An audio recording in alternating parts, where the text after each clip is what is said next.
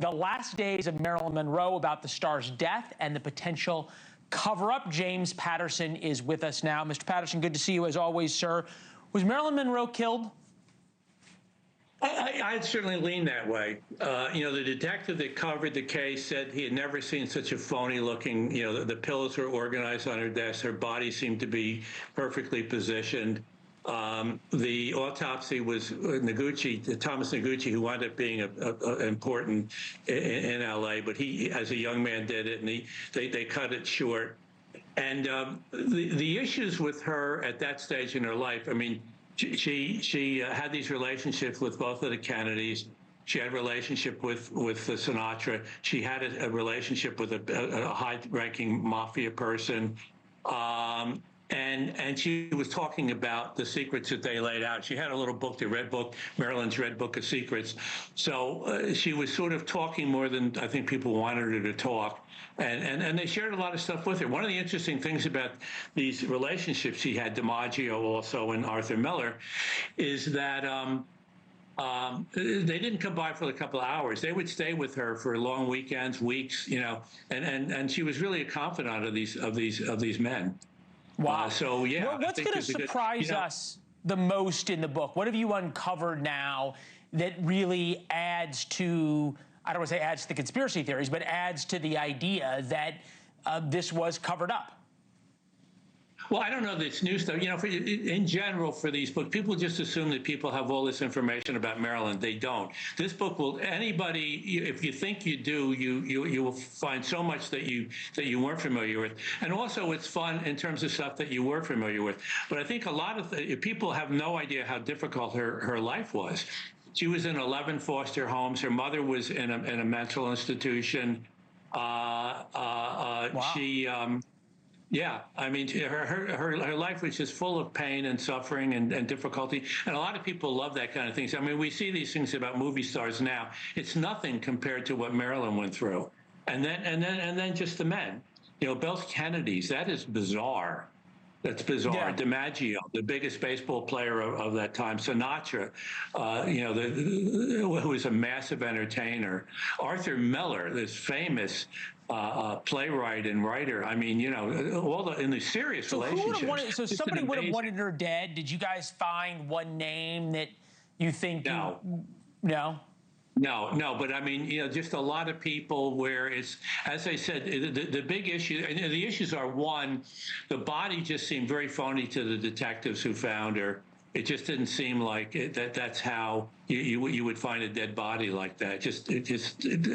They hadn't seen anything like it. The autopsy sort of being cut short by somebody. And just the fact that she said, I'm talking about a lot of this stuff now. And she Wow. knew a lot of things. She knew things about the mafia. She knew things about the Kennedys.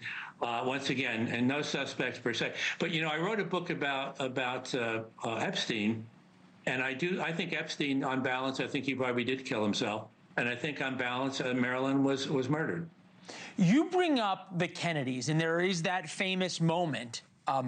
Obviously, a lot of closed-door moments, but there is that famous moment of Marilyn Monroe singing "Happy Birthday" to John Kennedy. Take a listen. Yeah.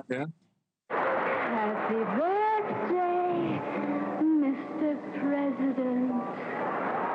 Happy birthday to you.